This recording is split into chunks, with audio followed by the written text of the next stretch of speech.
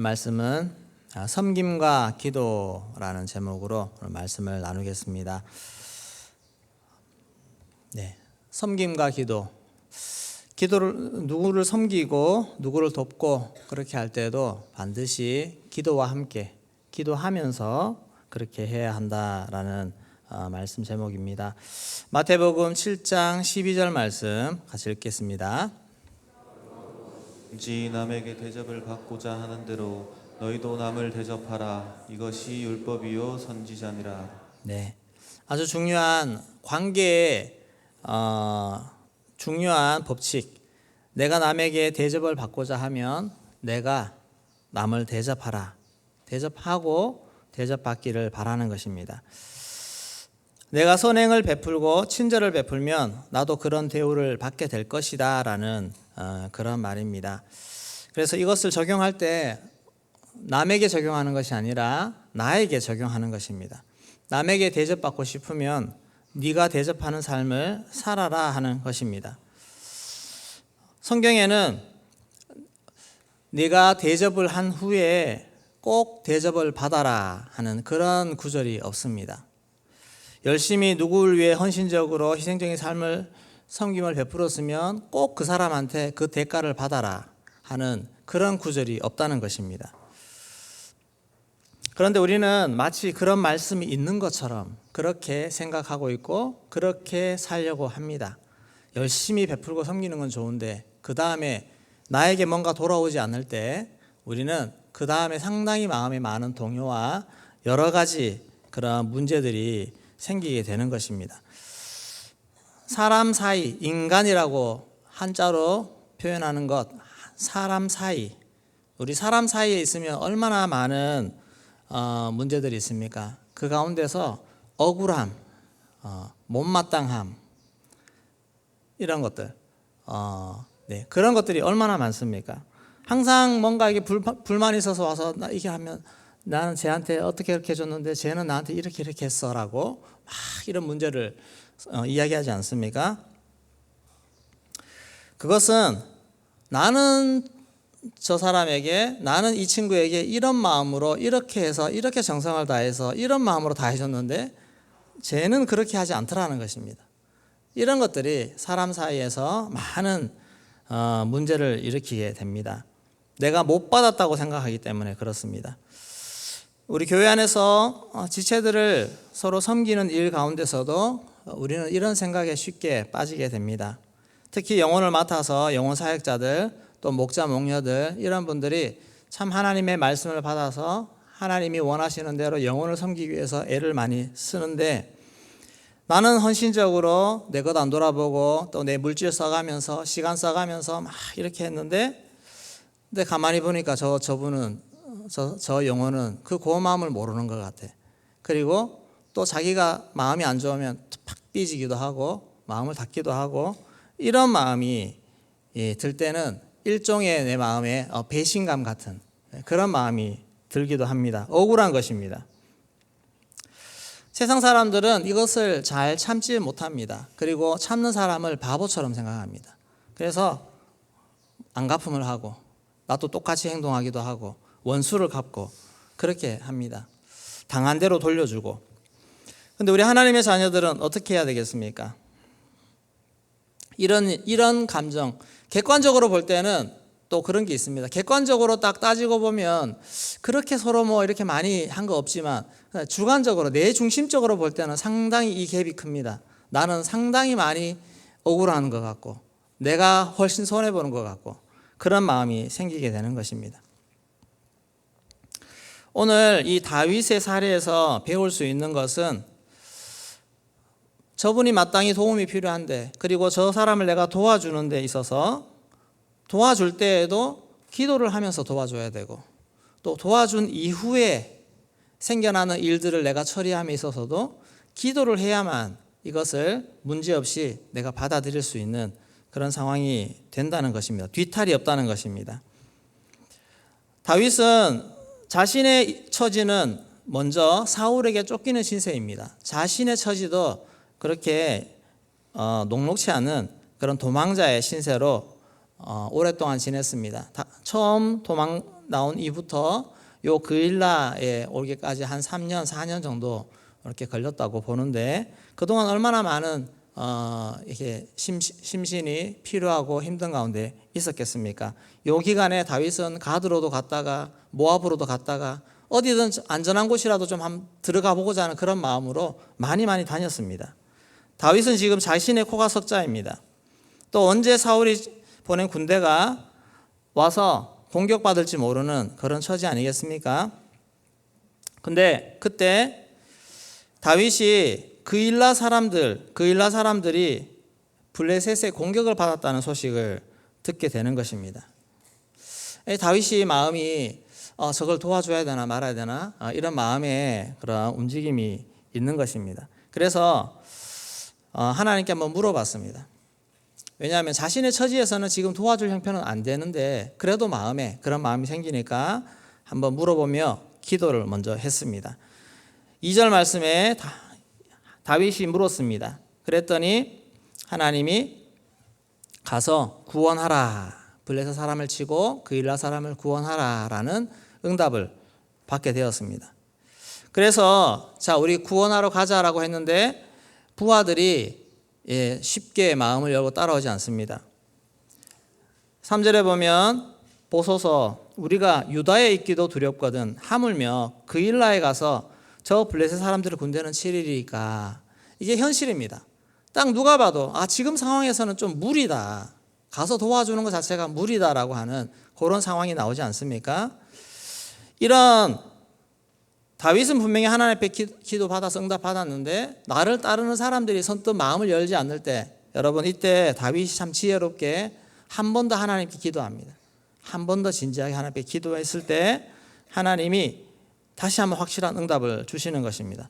독단적으로 나는 응답 받았으니까 그냥 따라와 하면서 그렇게 행동하는 것이 아니고 한 번 더 자신을 짚어보는 그런 기도, 이것이 더 확실한 뜻을 받는 다윗의 모습입니다. 그렇게 해서 좀 무리한 상황이지만 그 부하들을 이끌고 블레셋 사람을 구하러 갔습니다. 가서 하나님께서 그들을 건지도록 하셨습니다. 그일라 사람들이 볼 때는 이 다윗은 생명의 은인입니다. 다 뺏길 수 있는 그런 상황들, 목숨까지도 뺏길 수 있는 상황에 갑자기 다윗이 나타나서 그들을 다 이렇게 건져준 은인 아니겠습니까? 그런데 문제가 생겼는데 이게 사울이 그 소식을 듣고는 사울은 정말 절호의 기회다라고 그렇게 생각하고 이참에 다윗을 없앨 수 있겠다 하면서 이 그일라성을 완전히 포위할 수 있는 대규모의 병력을 다 모집해 가지고 이렇게 내려오게 되는 것입니다. 그럴 때 이 소식을 다윗도 들었습니다. 그리고 또 누가 그일라 사람들도 듣게 됩니다.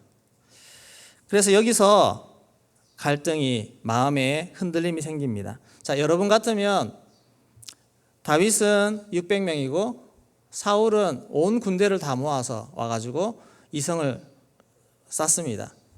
제가 여러분들을 도와서 건졌는데 여러분들은 저와 같이 있으면서 3년이고 4년이고 포위돼서 막 그렇게 먹을 거 없이 굶다가 막 이렇게 하는 그런 삶을 선택하겠습니까? 아니면 저를 딱 잡아서 내어주고 여기 있습니다 하고 사울의 편을 들겠습니까? 쉽지 않은 선택이 아니겠습니까? 정말 의리의 사나이, 난 죽어도 다윗 편이야 라고 하면서 달려들겠지만 그것이 어떻게 한 마음이 되겠습니까? 그 마을, 그 도시의 주민들이 다 한 마음이 되기는 어렵습니다. 결론적으로 그일라 사람들은 다윗을 배신했습니다. 하나님께 물어보니까 저 사람들은 너 배신할 거야. 딱 결론이 나왔습니다.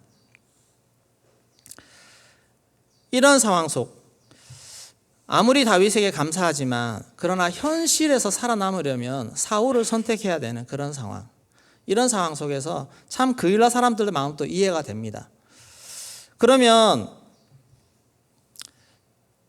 다윗과 그 부하들, 특별히 다윗을 처음에는 말렸다가 따라온 그 부하들은 얼마나 억울하겠습니까? 내가 가지 말라 했는데, 저런 사람들 도와주지 말라 했는데 실컷 도와주고 배신당하고 그렇게 하는 상황이 되면 다윗의 부하들 그 마음을 추스리는 것도 다윗에게는 쉽지 않았을 것 같습니다. 다윗도 나도 이렇게 힘들어 왔는데 여기서 이런 결과가 나오는 것이 얼마나 멋졌고 리더로서 그렇겠습니까? 근데 다윗은 이것을 잘 소화시키고 이 상황을 잘 받아들이고 있는 다윗의 모습을 봅니다. 그 비결은 무엇이겠습니까? 다윗이 이 문제를 가지고 하나님 앞에 꼼꼼하게 기도를 하고 있다는 것입니다. 기도를 합니다. 하나님 어떻게 할까요? 사울이 오겠습니까? 온다.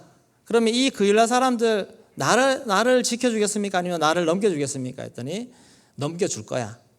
분명히 이거는 내 바라는 것이 아니라 현실 하나님이 진짜 일어날 것을 말씀해 주시기 때문에 미련 두지 아니하고 아쉽지만 억울하지만 괘씸하지만 그럼에도 불구하고 거기를 떠나 나옵니다. 떠나 나오면서 아무 소리 안 하고 그렇게 자신의 군대를 빼내는 그런 다윗의 모습을 봅니다.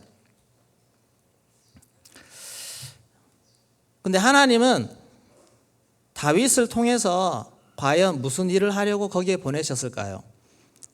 그 그일라 성을 장악해서 너의 안식처로 좀 삼아라, 거기 좀 지내라라고 그래서 다윗을 거기에 보내신 것이 아니라 다윗을 통해서 그일라 백성을 구원하기를 원하셨습니다. 다윗을 통해서 그 어려움에 있는 그일라 백성들을 구원해 주는 역할, 거기까지만 해라. 너에게 주어진 것은 거기까지야. 그리고 더 이상 너 지금 훈련 중에 광야의 훈련 중에 있는데 그 아직 끝나지 않았어. 우리는 거기를 장악하고 가서 사람들에게 호의를 얻으면 그 성에서 좀 지내면서 사울을 좀 피해서 편하게 있을 거로 생각하지만 그러나 하나님의 뜻은 그것이 아니었다는 것입니다. 하나님은 다윗을 통해서 불쌍한 그 그일라 사람들을 건져주고 섬겨주라 하는 그것을 말씀해 주셨습니다. 우리도 누군가를 사랑해주는 그런 사명을 우리에게 주실 수 있습니다. 지금 당장 어렵고 힘들고 공고하고 상처 입고 그런 분들에게 우리가 내가 가진 것들 시간을 주고 마음을 주고 또 여러 가지 물질까지도 줘가면서 그 영혼을 실컷 케어했는데 조금 괜찮아지니까 또 내가 그렇게 했는 것은 전혀 생각하지 않고 막 그렇게 하는 그런 모습을 볼지라도 여러분 그 영혼이 그렇게까지 살아나도록 만들기 위해서 하나님이 나를 사용하신 줄로 믿습니다. 그런 마음을 가져야 됩니다. 누가복음 6장 35절 말씀 같이 읽겠습니다. 오직 너희는 원수를 사랑하고 선대하며 아무것도 바라지 말고 꾸어주라. 그리하면 너희 상이 클 것이요 또 지극히 높으신 이의 아들이 되리니 그는 은혜를 모르는 자와 악한 자에게도 인자하시니라. 네, 오직 너희는 원수를 사랑하고 선대하며 아무것도 바라지 말고 꾸어주라 그렇게 말씀하고 있습니다. 원수 사랑하고 선이 돼야지만 아무것도 바라지 말고 그렇게 해주라. 근데 그렇게 하면서 뒤에 하반절에 그는 뒤에 하반절 좀 띄워주세요. 그는 은혜를 모르는 자와 악한 자에게도 인자하시니라. 은혜를 모르는 사람, 이 배은망덕한 사람, 그리고 악한 사람들에게조차도 하나님은 인자하시니라. 그들이 공고하고 어려움 당할 때 누군가를 데려와서 쟤 좀 건져줘라. 쟤 지금 좀 악하고 나쁜 짓 하지만 너 모른 척 하지 말고 가서 도와줘라. 건져줘라. 이렇게 하시는 것이 하나님이시라는 것입니다. 하나님은 우리가 섬기고 우리가 도와줘야 할 대상에 너 선택해서 얘는 도와줘도 괜찮고 쟤는 도와주지 마. 그렇게 할 사람이 아무도 없다는 것입니다. 하나님이 우리에게 어떤 사람이든 다 도와주라고 하시는 그런 명령을 우리에게 주시는 줄로 믿습니다. 그래서 열심히 기회가 닿는 대로 또 내 눈앞이 펼쳐지는 대로 돕는 것입니다. 누군가를 도와주는 일 자체에 만족하고 감사하시기를 소망합니다. 그리고 배신감 느끼지 마시기 바랍니다. 자, 지금부터 배신감은 다 떨쳐버리시고 열심히 섬기는 것으로 만족하는 그런 나의 삶이 되어야 될 줄로 믿습니다. 하나님의 음성을 듣고 열심히 내게 맡겨준, 내게 붙여준 그 영혼에게 충실하게 최선을 다하는 것입니다. 그들을 섬기는 것이 우리가 할 일인 것입니다. 혹시 지금 내 마음에 누군가에 대해서 참 배신감, 속상함, 그 지체 생각만 해도 막 마음이 편치 않고 그런 분 있습니까? 억울함이 남아 있습니까? 섭섭한 마음이 내 안에 있습니까? 그럴 때는 기도하십시오. 기도하면서 하나님 제게 뭘 원하시나요? 왜 저 영혼과 나와 관계하게 하시나요? 그렇게 해서 하나님의 음성을 들으십시오. 그 영혼을 섬기기 위해서 나를 보내셨다고 하는 그 음성. 그 음성을 들으시면 여러분 마음에 있는 모든 응어리와 이런 섭섭함들이 다 풀어지게 될 줄로 믿습니다. 하나님을 발견하고 하나님의 음성을 들어야 그것이 해소가 됩니다. 여러분 인간적으로 아무리 그래 뭐 잊어버리지 뭐 용서해줘야지 하지만 또 올라옵니다. 씩씩거리고 올라옵니다. 저 사람 내한테 저렇게 했나. 이 억울함이 쌓이면 그것이 오랫동안 죽을 때까지 사라지지 않습니다. 그러나 하나님의 음성을 듣는 순간 다 사라지게 될 줄로 믿습니다. 기도에서 하나님이 저 영혼을 향해서 나에게 맡기신 일, 내가 저 영혼을 섬기고 도와주고 하는 그것이 하나님의 일이라는 것, 그것을 듣고 확신 가운데 있으면 이것이 다 사라지게 되는 것입니다. 요한복음 13장 34절 35절 말씀 같이 읽겠습니다. 새 계명을 너희에게 주노니 서로 사랑하라. 내가 너희를 사랑한 것 같이 너희도 서로 사랑하라. 너희가 서로 사랑하면 이로써 모든 사람이 너희가 내 제자인 줄 알리라. 아멘. 서로 사랑하는 것, 이것이 우리에게 주신 새 계명입니다. 제자라면 마땅히 사랑해야 됩니다. 서로 사랑하고 또 열심히 섬기고 그렇게 하는 모습이 제자로서의 마땅한 모습이요, 오늘 우리가 이 땅을 살아가는 방식입니다. 그리고 내게 붙여진 모든 영혼들을 다 사랑함으로 살아갈 수 있는 우리가 되어지기를 소망합니다. 우리가 제자 되어야 되지 않겠습니까? 제자 되고 또 제자로 세우는 사역을 해야 되지 않겠습니까? 어떻게 합니까? 사랑함으로. 그 사랑이 무엇입니까? 내가 주고 니도 내 사랑하고 나도 너 사랑하고 맞긴 맞는데 어찌 상대방이 나에게 마음이 맞게끔 다 사랑해 주겠습니까? 상대방이 나의 마음에 들지 않아도 우리는 열심히 사랑하는 것이요, 그리고 나서 하나님께 모든 결과를 맡기는 것, 이것이 진정한 사랑인 줄로 믿습니다. 그렇게 하나님 앞에 나아가서 우리 안에 있는 이 사랑으로 말미암아 모든 관계를 녹여가고 열어갈 수 있는, 사랑으로 관계를 하나로 만들어갈 수 있는 그런 사랑의 능력, 이것을 소유하고 살아갈 수 있는 우리가 되기를 소망합니다. 기도의 능력, 영적인 능력, 이 모든 것이 다 사랑으로 녹아나와서 사랑으로 모든 관계를 열어갈 수 있는 은혜를 우리에게 주시는 줄로 믿습니다. 이렇게 오늘도 기도할 때 내 마음에 걸리는 우리 모든 영혼들로 한번 기도하십시오. 기도하시면서 하나님, 저 영혼들을 다 사랑할 수 있는 마음을 주십시오. 때로는 정말 원수 같은 사람이라 할지라도 내가 원수를 사랑하라고 하신 하나님의 마음을 가지고 저 영혼 사랑하겠습니다.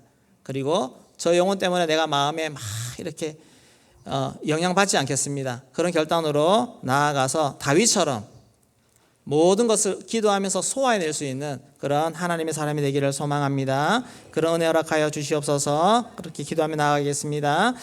함께 기도하겠습니다. 교회에 들어오면 모든 것이 관계입니다. 새 가족도 들어와도 우리는 하나님을 바로 보고 싶지만 우리 하나님, 이 모든 것이 관계로 엮여 있습니다. 이 교회는 주님의 몸입니다. 주님의 몸은 한 지체 한 지체가 다 연결되어서 주님의 몸을 이루는데 다 관계 아닙니까? 여기서 우리는 수많은 관계의 부딪힘을 경험하게 됩니다.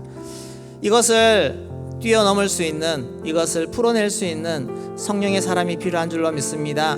여러분들이 성령의 사람, 하나님의 사람, 주의 말씀을 붙잡고 사명으로 감당하는 사람이 되어서 모든 관계를 풀어가고 모든 관계를 하나님 앞에 세워갈 수 있는, 영혼을 주께 세울 수 있는 그런 하나님의 사람, 성령의 사람 되어지기를 소망합니다. 하나님, 우리 가족들 가운데 관계도 풀어주시고 우리 셀 지체들 가운데 관계들도 풀어주시고 모든 세상에 믿지 않은 사람들까지도 그 은혜를 모르는 자와 악한 자들에게도 인자하신 하나님, 그 마음을 가지고 모든 사람들, 하나님을 알지 못하는 사람들조차도 다 품어낼 수 있는 그런 사랑의 사람 되게 하여 주시옵소서. 기도하겠습니다.